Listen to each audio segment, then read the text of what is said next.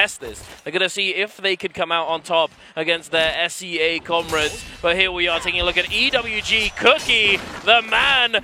Good catch. Here we go. He's going for that 1-2-3 into that vertical release. Focus attack into this Wu Chen, going up to the ceiling, trying to disengage. He heals himself up just a little bit, but I believe he may be getting called over to try and help his teammates. Yeah, Kakashi, as they've been able to get his hands on the Fireflies to activate into that V1, will be able to find the 5-second stagger onto EWG's Xi. The terrain grease, the kill though, delays it. WX98 with the pistol will be able to come on through with that one, but the Viper is now under fire. Goes to the body, gets the Soulblin for that little bit of reset before coming on through with the connection of the F ability and the parry, setting Kakashi up to find the turnaround. EWG's Cookie now happy to go for that Tianhai F1, will not be able to keep himself alive. And DRG, between the two players of Kakashi and WX98, will be able to win out the fight and survive. But it looks as though we've got the third party coming on through with GGCJS, the Comet, flying directly in, taking down Dongxing. But the Viper ultimate coming on through. We've got the Matari ultimate to respond,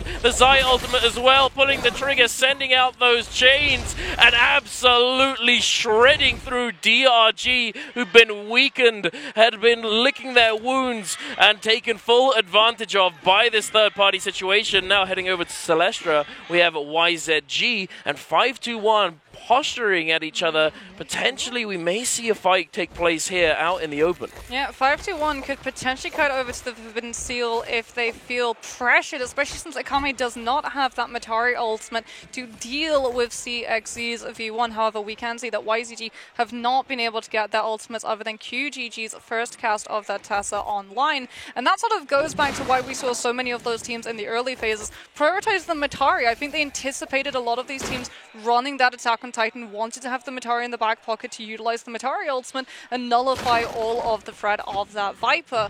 And now we're going to be having a look and watching OUG as they loop through Celestra on that Tianhai. They need to find the scaling of the equipment to set themselves up for the first round of Yang. Meanwhile, JL also on a very costly composition, both the Feria and the Yushan really needing that equipment scaling too.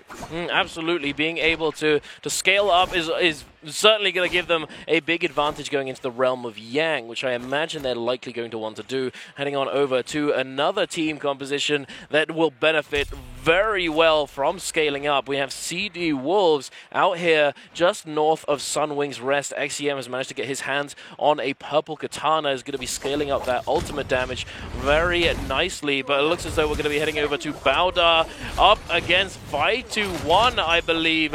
He does secure that Viper F, but he's running the F3, didn't get the full damage, but the ultimate's coming on through.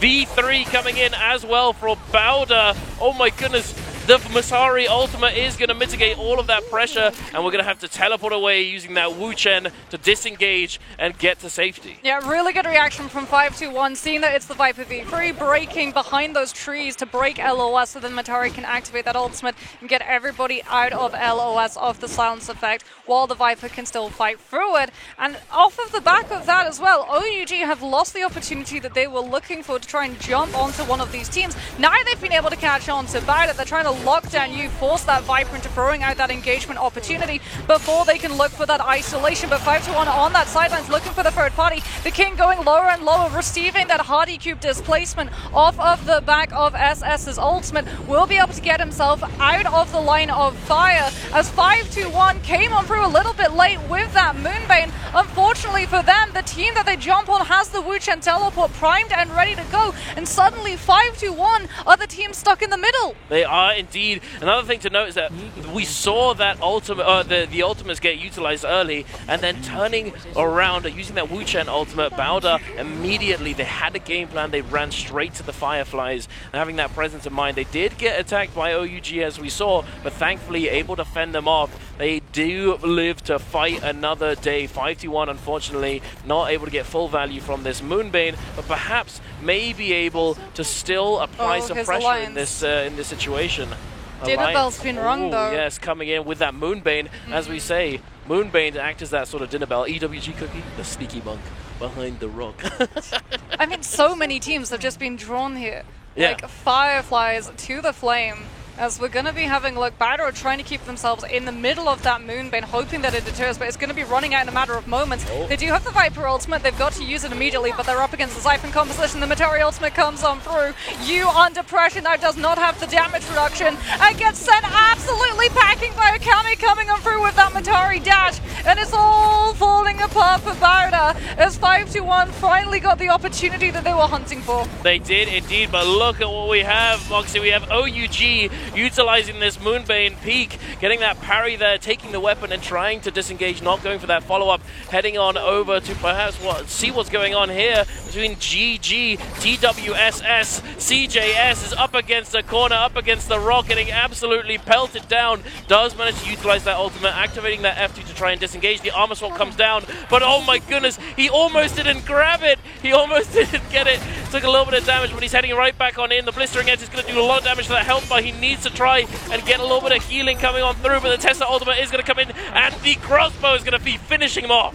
TWSS now just having to dispatch these two other players from the side of GG. So much was invested in trying to peel out that side that there might not be anything other than this Metari ultimate to try to turn things around. GG just going for the full disengagement option of one of their players as LXM moves up to the plate, occupying TWSS with the Cavalry Bloom now revealed in play. TWSS will be able to claim the kill, however LXM has griefed the team and led them directly in to another composition entirely that have all of their ultimates ready to go. YZG's QGG comes on through with the Tesla enchantment into that RMB bonk of the Pulse Sword vertical, and now TWSS are the ones on the run. The Wuchen teleport in the absolute best opportune time to keep Dofu up and alive. They don't have any time to go for a full reset. They just have to rely on the Wuchen wind walls on that F1, as YZG, understanding that they have the advantage in terms of ultimates, more than happy to keep up the chase. Indeed, they're posturing, they're looking, they're trying to see if they can find any weakness, and here they are, they found it. They're forced to use these ultimates. CXZ finds the stun, but is it actually going to net enough value? Dofu coming on in with his own ultimate, the F2 coming on through, the F3, I mean, oh my god, another Viper coming in. Kakaishi gonna force out these Wuchen ultimates, get them out of there. Let me escape, but please, Kakaishi getting fended off. The F coming in, it's not going to be enough. Polaris is going to fall, and now Dofu may be following suit. He tried to defend his teammate, but it may have been in vain. He goes down as well. Yeah, Poison Splash is going to be the party popper, confetti showering that body, and DRG pick up another, taking them to a mind-whopping 7 kills that they've been able to use to secure leading the overall standings right now. Unfortunately for them though, that momentum might begin to slow down, as this composition does not traditionally do well inside that realm of Yang. Now is the moment for these mid to late game comps to really start showing what they're made of. And speaking about what they're made of, I am so looking forward to seeing how this Yoda with the F2 Metari reset is going to work. I am as well, Moxie. I want to see it. XEM now dropping down that F2. We see him. Oh, does he get the? He doesn't get the full connection, unfortunately. I think it may have clipped one of them, but now we're seeing the synergy come through. F2 being utilized yet again, has that combo breaker available for another 4 seconds. NHQ going to be jumping into that Farrier mech, and now the ultimate coming out for XEM. 1/missed, not able to find it. Does he find the second? No, he does not. He's getting peppered down. The Farrier trying to peel Roy. He takes a lot of damage. He's coming through. A 1 HP situation. 1 HP in a dream. Does he make it out alive? He does indeed. Full healed up. Ivan now getting peeled off by the other players, but it's not going to be enough. ZK's going down. XEM left alone trying to make something happen, but it's looking pretty cooked here, Moxie. NHQ now forced to fight 1 versus 3. Oh, and especially since Ivan is less likely to go down receiving that Zips healing, it might just be a matter of playing with the food. The slaps are coming on out just to make sure that he can't run away, as the more time that BBE is able to milk from this realm of Yang, the longer that buff is going to be active. Speaking about that composition that we got to see, we got a little bit of a clue on why the Yoto is being utilized, and that's Yoto Ultimate goes through the pillars. Oh yeah. So if they want to try and stop these teams from utilizing the pillar meta that has been established for Realm of Yang, Yoda would be a pretty decent way to try and go about that task. That is true, and it's something that we see come out from Zai as well. Zai has the same functionality, but oh, I can hear the crowd exclaiming about something, and it looks as though JL taking down OUG? Yep. And it's not even in the realm of Yang either, is it? Or maybe. It may be in the realm of Yang. There it is. It was. Okay. Yes. I was thinking for a second. Wait, did Bowder win realm of Yang and then pick get a White Tigers? Prowess. Yeah, that would they have went Spirit that Well. That would be pretty Chad of them. they went Spirit Well. We're going to see a focus slide as well come through from that Matari that we just got to see the impact frames on that slide animation. Yeah, we need a counter in the bottom right. That was focus slide and pole sword as well. The combination that goes hand in hand. Name a more iconic duo. As BBE now might enter into that fray against JL. I've been burning that Zai F2 has to go for the V2 activation to refresh it, as his back was quite literally against that wall. Now he's been able to keep himself up for another F2 to come on through, puts himself towards the back line of his team to get a little bit of peel, as JL's VVV drops the cannon, not for TXJ or Wanfong, but for himself. He's getting in there himself. It looks as though that Forbidden Seal has been activated, pulling VVV out of the Farrier mech. Roy, he's still low HP, fending them off, trying his best to stay alive and kicking, but it's not to be. Roy, he goes down. Alliance coming in with a third party. The Comet, NY7. They need these soul blooms. They have that Yang depletion. They need to find the cleanse, and this is definitely a very good spot to potentially find it. JL, they are still kicking. They're still going, and Alliance, they've only got blue armors. Bowder coming in. Oh, yes, indeed. And it looks as though we've got Wolves on the edge too. Oh, we've got another focus slide. Another focus slide, that's and two. Also that is two that we're up to. Maybe you can practice your Mandarin and count up. As we're going to be counting all of this damage coming on out from the side of JL. Wanfong is on the field in the Terracotta Warrior. VVV with a huge silence onto BBE's Ivan. The knockback finding all of the isolation, and immediately Alliance seeing that low health target go for the throat.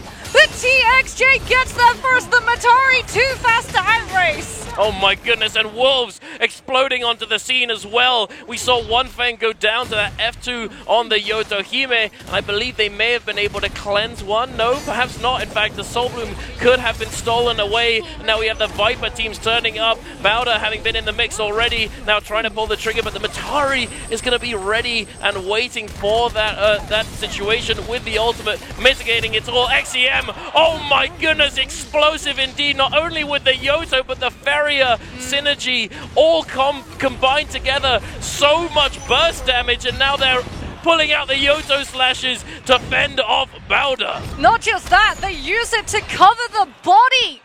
Alliance's player went down directly where one of those Yoto slashes was directed so that they could get one of their players onto it and cleanse that depletion. But here comes Bowder, like you said. Forbidden Seal is in place, so V3 removed on the potential for Bowder's Hue. He's still got the skill rush. He doesn't time the parry, and immediately he's going to get punished. The Dragon Slayer's the overhold into that Nessus comes on out, and Peak has gone down. Yuran might be able to bail his team out as they did kite away from that Forbidden Seal in play, and JL now jump onto the left behind Wolves. They do indeed. VVV with the F2, the musket, pew, right down on top of NHQ. Who unfortunately was left. He was left behind. The pack lost one of its members, but now they still have two. They still cleanse two of those Yang depletions. NY7's going for a revive. Oh? Yuma's body still hasn't fully burnt out. I think, or rather Revenge's body.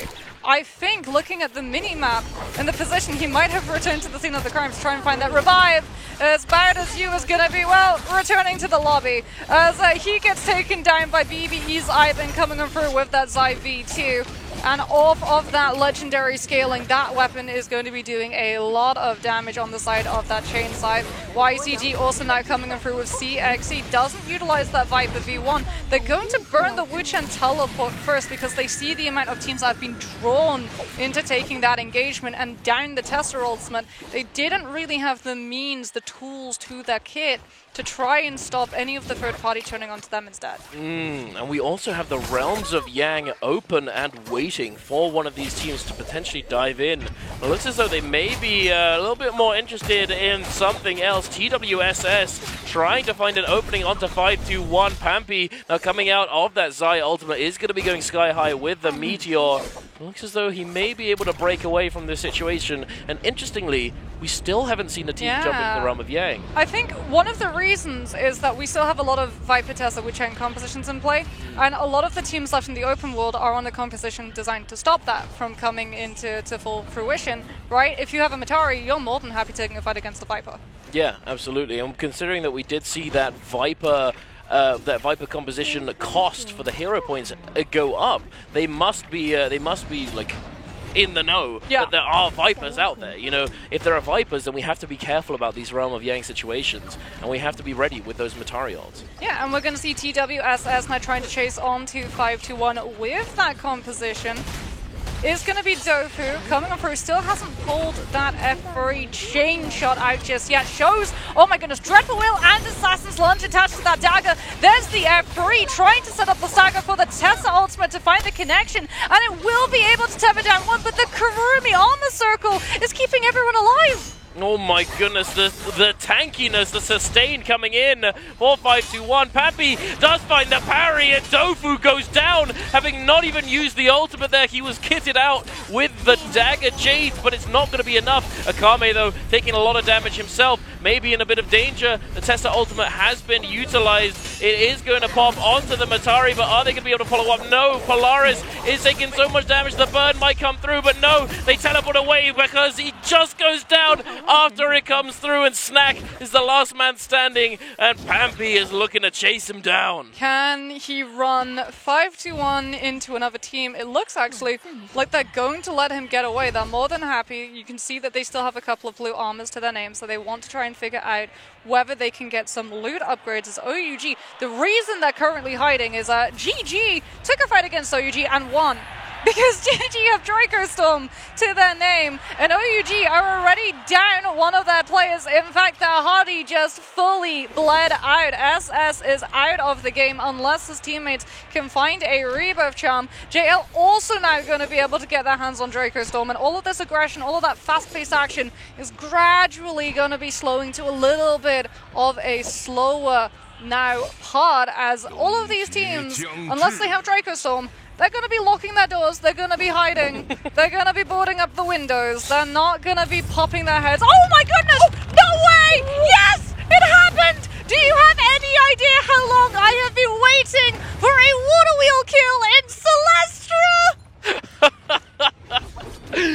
Oh, that's rough, buddy. Unfortunate indeed. He'd been chased down. His teammates were dead, but he was still alive and kicking. Unfortunately, he does get flattened. But let's take a look at this Realm of Yang engagement between JL and OUG. The fight that the crowd was cheering for. Beautiful parry coming through, and the follow-up as well onto Wonfong. But do they come out of this on top? I believe so. JL are the ones who are victorious here. The focus comes through. The follow-up SS is very, very low. He is going to be getting that peel coming in, allowing him to get a bit of a heal up. TXJ diving through with that F2, the empowered dash. VVV, oh, just barely rolls out, but TXJ now in this 1 versus 3 situation. No way! He takes down one. He take down the next one. The Matari ultimate's up, the uppercut, and there it is! What an absolute beast! I mean, man's got the MVP trophy. Yep. For a reason. We call him the God of Naraka. He has the most amount of respect for him from all of the players in the CN region. You can absolutely see why. As DRG trying to set up their dynasty, Kakaishi comes on through with that Viper V1, looking to lock down these players from BBE. The Zai reads out that the Viper is going to cross around that door frame and puts enough pressure onto DRG that they're forced into throwing out that Wuchen teleport before WX98 could potentially go down and be stopped in helping his team survive, as GG are just hunting down stragglers at the moment. Any team that they find missing one of those members, and unfortunately OUG was in one of those positions. However, we can see, looking from the mini-map, it is just one player from OUG that GG have been able to find. Looks like the call came through from OUG's side. It was better to split their players and try and cover more map distance in the hopes that if one player was found, it wasn't a death sentence for the second. Yeah, absolutely. That is a very commonly used strategy. You know, you don't want to be spotted out. However, it looks as though the King is the one who has a bounty on him. It looks as though DRG may be the one who has it, perhaps?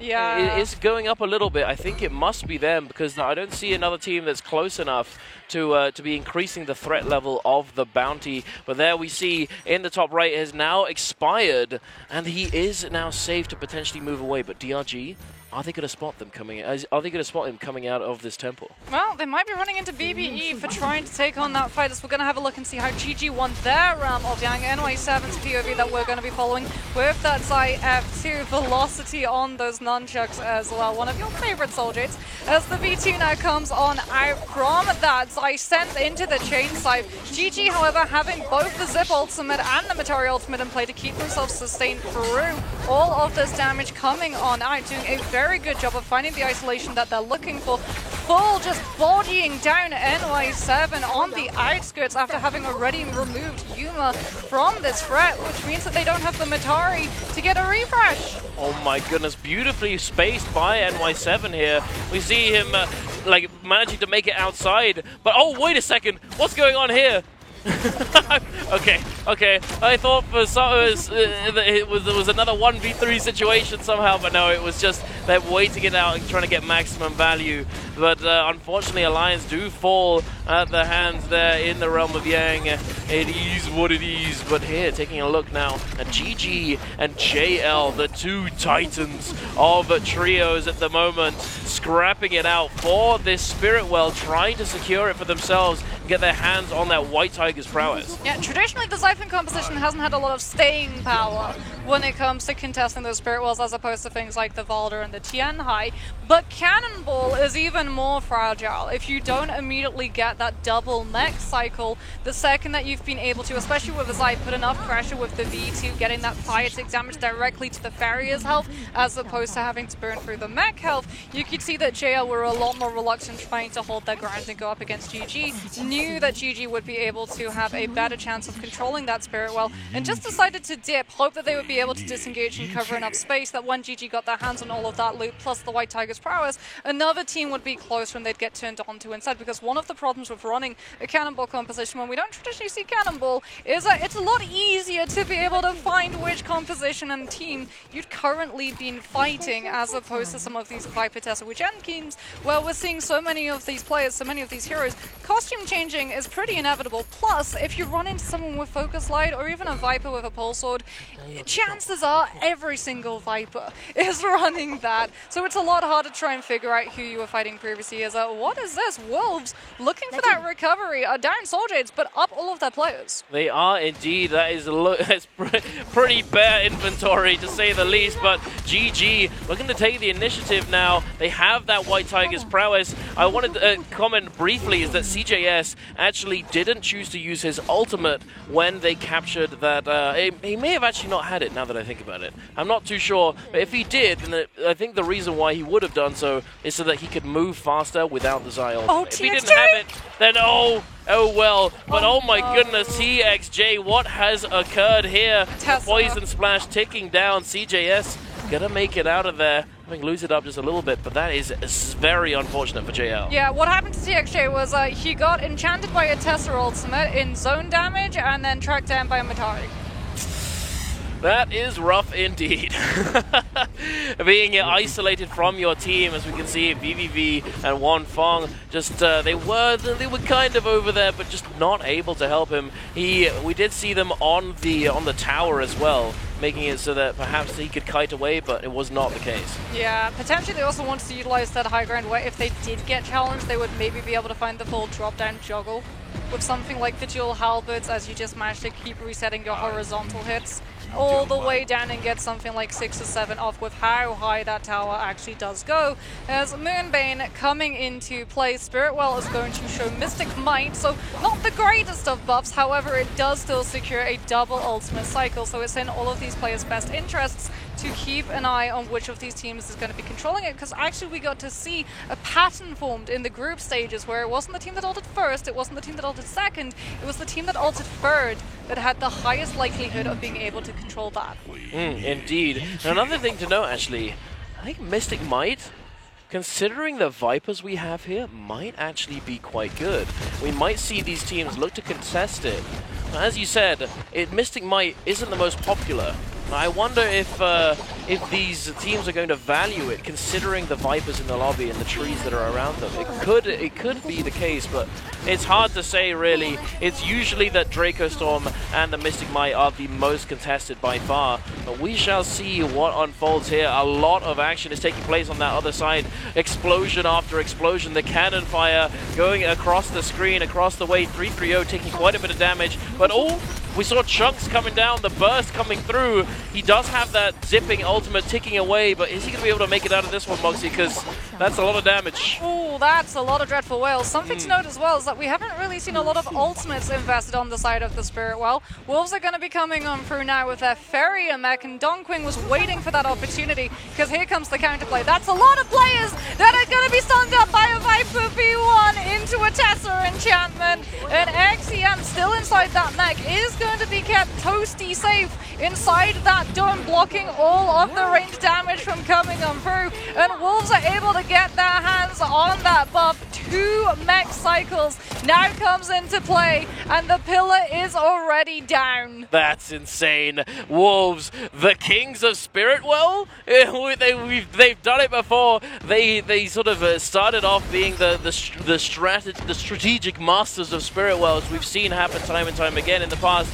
But will they be able to continue along this pace later on in the day? They've managed to capture this one, to say the least. BBE looking at diving, having pulled that trigger with the ultimate, but getting stuck on this tree, taking a lot of damage, forced to fade back. The zipping is going to be healing him up, but the Farrier might have eyes on him.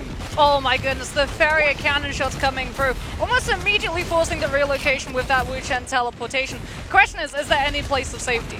If you stick too close to Wolves, you eat all of the cannon damage and that follow through, because both ZK and NightHQ and XEM have the 2 traditional cannons, 1 Farrier cannon currently in play. Everybody else trying to take cover behind all of those bits of terrain is going to get caught a little bit behind when it comes to those rotations. The Farrier F ability will be able to pick up CXC. The silence going to be putting him right to sleep. And now Wolves turn their attention to trying to deal with some of these other teams that are looking weakened, as we can have a look at GG, who are just holding firm, holding onto those ultimates. They are known for playing the end games. Wolves might be the kings of Spiritwell contests, but GG are the emperors of the end game situation. They absolutely are. We've seen it time and time again come through in that group stage and the pre-finals. CJS going to heat up a little bit perhaps. The damage coming in. 5-1, shredding through YZG. 17S, CJS trying to fade back, avoiding these chains. Does send out a little bit of damage, but it immediately gets interrupted.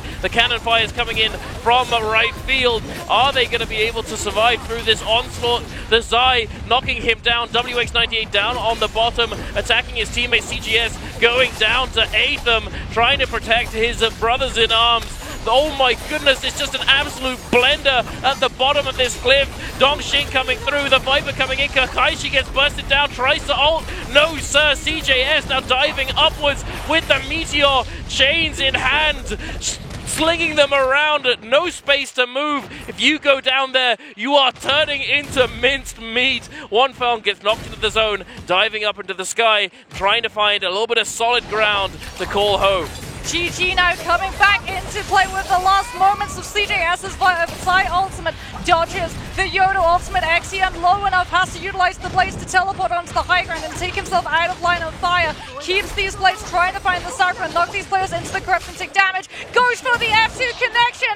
Baseball bats one player, but unfortunately he's not able to peel for ZK, and he goes down. A parry is found against CJS, battering him into that storm damage, and he chooses to grapple instead of investing that F2. Picks up the legendary fan yet again, now utilizes the F2 to put himself up into the sky looking for the drop down. R&B will not be able to find him, but bought himself enough time to cycle into his zip sustainability, and GG are still going strong.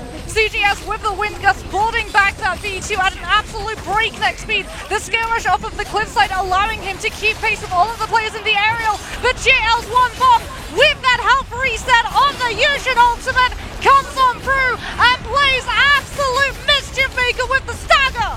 Oh my goodness, it's so explosive. CJS, 1 HP in a dream. It's not to be. And 521's Yin is going to survive until the end.